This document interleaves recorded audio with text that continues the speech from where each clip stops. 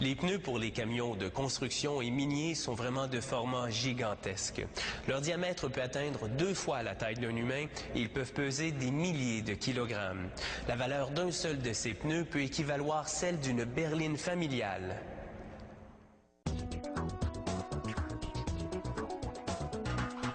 Les pneus géants servent à déplacer de lourdes charges hors route sur des terrains extrêmement variés comme les sites de construction et miniers. Pour fabriquer des pneus géants, on alimente d'abord un puissant malaxeur avec du caoutchouc.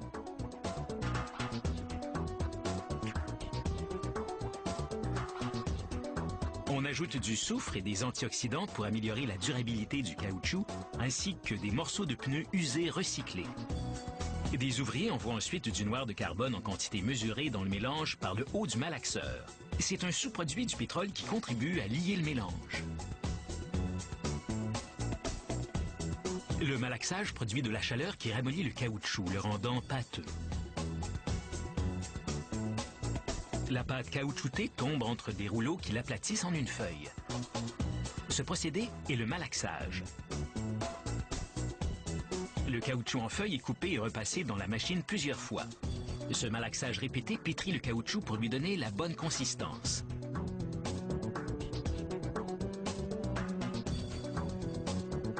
Lorsque le caoutchouc a été suffisamment travaillé, il est transféré à un convoyeur.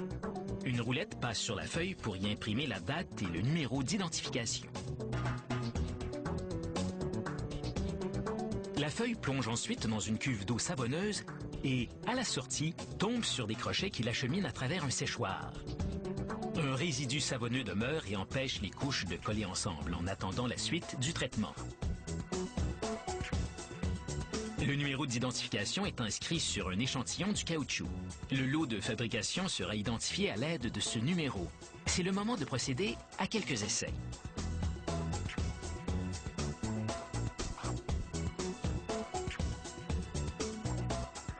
Un échantillon est placé dans une cartouche et envoyé au laboratoire. Lorsque les techniciens ont confirmé que le caoutchouc possède les bonnes caractéristiques, on peut procéder à la fabrication des divers composants du pneu géant.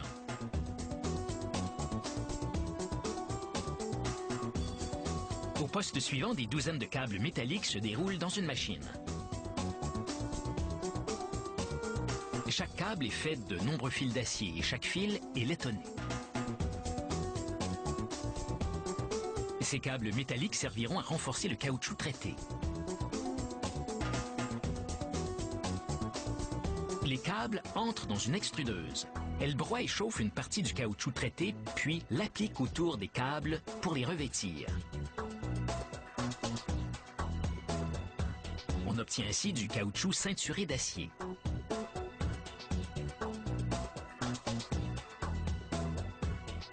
Plusieurs bandes ceinturées d'acier sont coupées à angles et soudées. Des fils d'acier se retrouvent ainsi exposés le long des coupes. Des rouleaux chauffant les scellent avec du caoutchouc.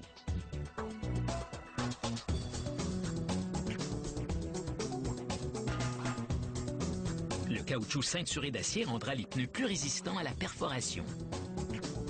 Toutefois, la structure de base du pneu est faite de cordelettes de nylon enrobées de caoutchouc. Et cette couche de nylon et de caoutchouc est coupée à une longueur précise. Les ouvriers assemblent ensuite plusieurs de ces feuilles afin de former une boucle. Les feuilles collent les unes aux autres car le caoutchouc non vulcanisé est naturellement poisseux. Une machine forme la boucle de la taille requise.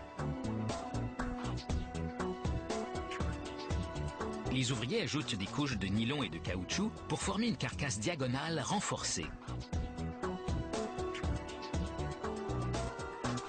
La machine qui a formé la boucle applique aussi une mince couche de caoutchouc ordinaire entre chaque pli croisé. La boucle de caoutchouc devient ainsi plus épaisse. La boucle finie est la ceinture, soit le squelette du pneu géant.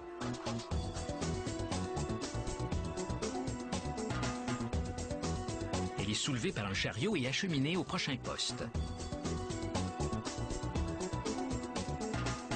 Restez à l'antenne alors que cette ceinture de caoutchouc sera façonnée et gonflée pour devenir un pneu géant.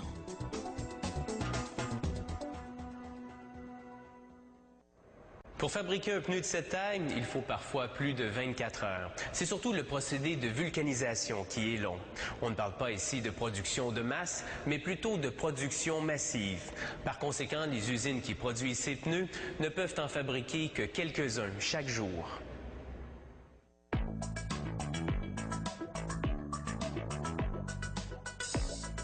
Cette machine va étirer la longue ceinture de caoutchouc comme un élastique.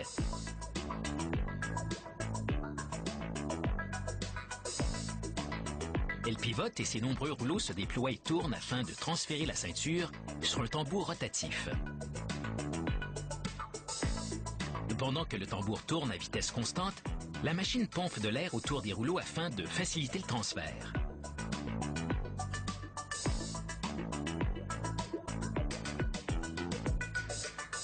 Une fois celui-ci complété, les rouleaux rentrent et l'air s'échappe. Le caoutchouc rétrécit donc autour du tambour et prend sa forme.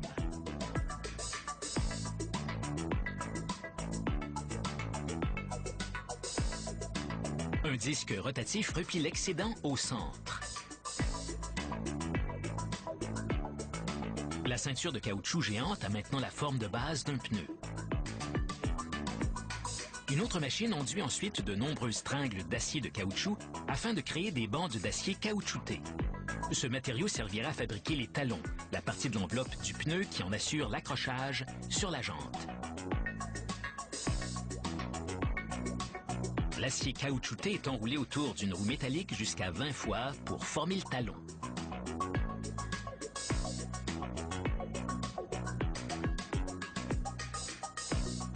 Celui-ci est alors retiré et inspecté. Il est ensuite recouvert d'une épaisse couche de caoutchouc pour qu'il épouse plus facilement le pneu. À l'aide d'un applicateur spécial en forme de roue, les ouvriers poussent le talon contre le rebord de la carcasse de pneu. Le talon y adhère, mais il doit être fixé plus solidement. Un disque rotatif pousse le talon plus fermement contre la carcasse.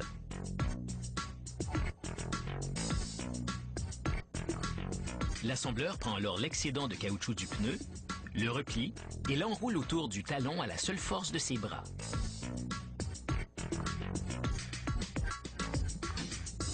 Deux ou trois talons sont installés de chaque côté du pneu. Le dispositif à rouleau prend le relais de l'assembleur et replie l'excédent caoutchouc afin de bien maintenir les talons en place. Les ouvriers font ensuite tourner le pneu tandis qu'ils l'enrobent de caoutchouc ceinturé d'acier, puis d'une bande continue de caoutchouc ordinaire. Ce sera l'assise de la bande de roulement.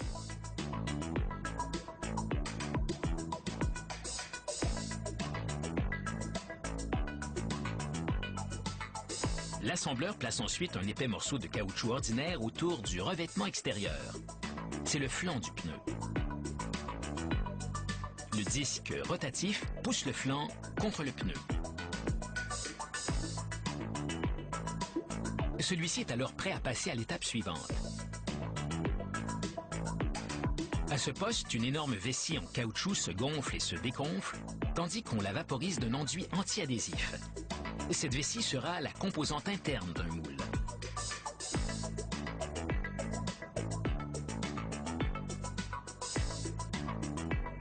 Le pneu est placé sur la vessie dégonflée.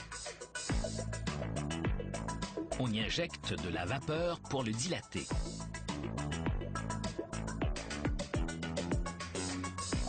Un moule métallique comprenant la structure de la bande de roulement se referme ensuite autour du pneu ainsi gonflé. Le pneu cuit dans ce moule jusqu'à 18 heures afin de vulcaniser le caoutchouc.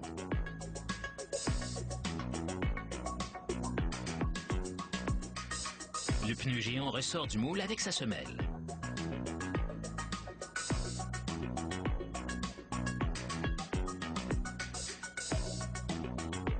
Le nom de la marque et les numéros d'identification ont été moulés dans le caoutchouc. Une fois le pneu géant refroidi, une équipe d'inspection l'examine sous toutes ses coutures. Si elle donne son approbation, le pneu est prêt à rouler. Avec ses sillons profonds, chaque pneu géant laissera certainement sa marque sur le site de travail.